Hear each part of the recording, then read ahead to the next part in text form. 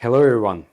As I promised in my previous video, today's episode is all about comparing Aaand T800 and Cinestill 800T film stocks while exploring the streets of Manhattan. Originally my plan was simple: pick up a couple of rolls of well-known Cinestill 800T, but while browsing on their website, I then found Aaand T800 and I thought, yeah, it's potentially just repackaged Kodak Vision3 500T. Yeah, but who knows? So I ordered one. And after I thought, why not to make this indirect comparison under the city lights of Manhattan? So here we are. Let's jump on the express bus and head straight to Manhattan.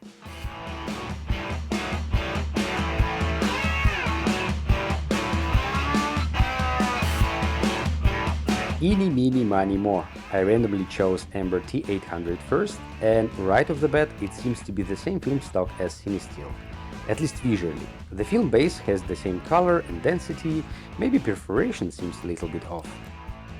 As for locations, my plan was pretty straightforward. Start at Fulton Station, then head over to the World Trade Center, followed by a few metro stops to the iconic Radius City sign. And then, depending on the time left, I planned to either hit Grand Central Station or Tudor City Bridge. So, as you can see, nothing out of the ordinary, just well-known spots where nothing could go wrong, and at the very least, I was guaranteed some decent shots.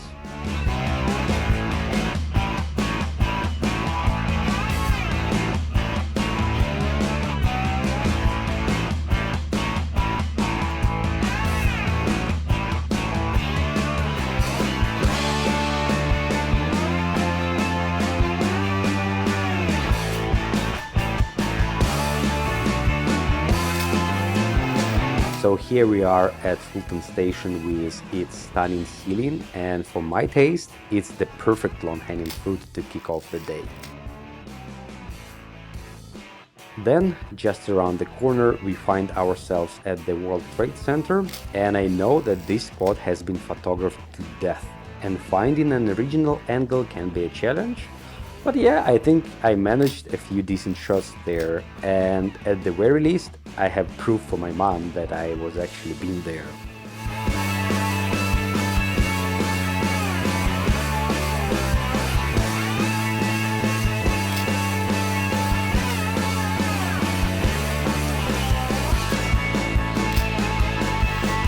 Next up, the 50th Street Station, where I had some unsuccessful attempts at spotting rats on the rails. Come on, it's my fourth visit to New York and I haven't yet seen one of those famously hefty metro rats. Not even a skinny little one.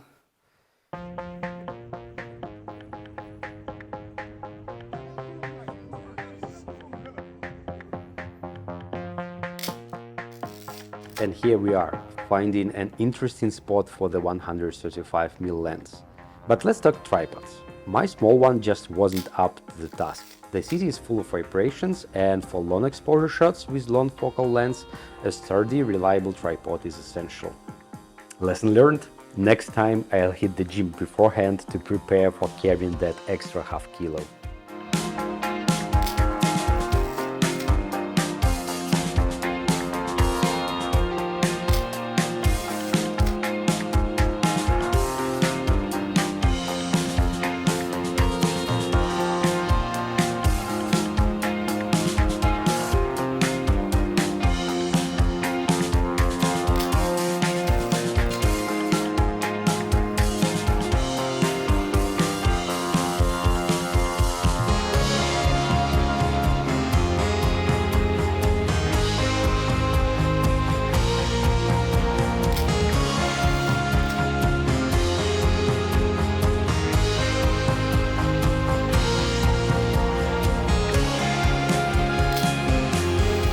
Time to load the Cinestill 800T, and yes, I made sure to choose an appropriate background for this occasion.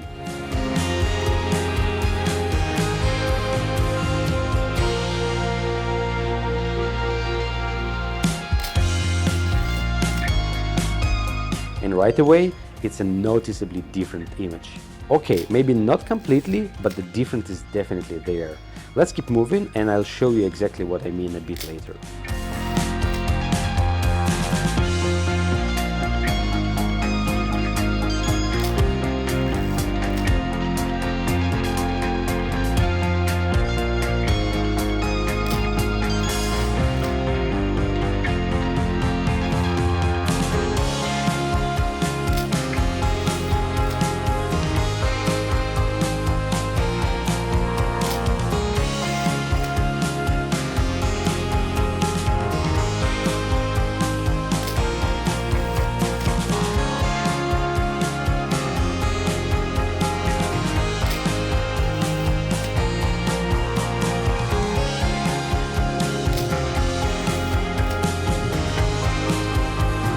now the final stop of the day, the iconic views from the Tudor City Bridge.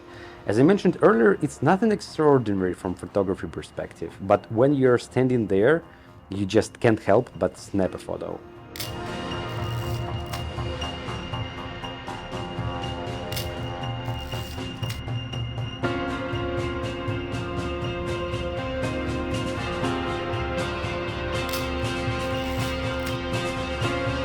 Feeling both tired and satisfied, it's time to head back. I'm hopping on the express bus heading home just in time for some delicious, freshly baked cookies by Charlie the cat. So, as promised, let's dive into the results and differences between these two film stocks. It appears that both Aaand T800 and Cinestill 800T are based on the same Kodak Vision3 stock, but they exhibit unique characteristics in their final images. Here is what I noticed. Photos from Aaand T800 are pleasing. They have the typical tungsten balance you would expect. However, once you compare them to shots from Cinestill 800T, the difference becomes stark. Take a look at these examples. The Cinestill 800T shots are generally sharper with less grain.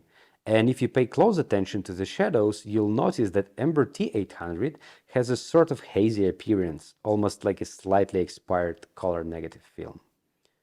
Consider these two shots. Same camera, mirrored for asphalt, and as you can see, the shadow roll-off is much more pronounced on the Aaand T800. And to further prove my observations, let's take a direct look at the negatives. You would expect them to be similar, right? Yet, even at a first glance, there are noticeable differences. Remember, since we are dealing with negative film, the dark areas represent the highlights, while the lighter areas correspond to shadows. Now, look at the vast difference in density. This contrast starkly illustrates why there is such pronounced shadow roll-off in the Aaand T800 shots. And a quick side note, both rolls were developed in the same lab and likely at the same time at the same bath, close to each other. Another interesting point to note is the perforation shape. Aaand T800 features the classic motion picture film perforation, while Cinestill 800T showcases a shape more typical of the still film. Looking at the markings on the sides of the films led me to a conclusion. Aaand T800 is likely a genuine Kodak Vision3 motion picture film, with the ramjet layer removed post-production somehow and then respooled into 35mm canisters. Cinestill, on the other hand, stands apart with its unique Cinestill 800T markings and typical frame numbers like 1, 1A, 2, 2A, etc.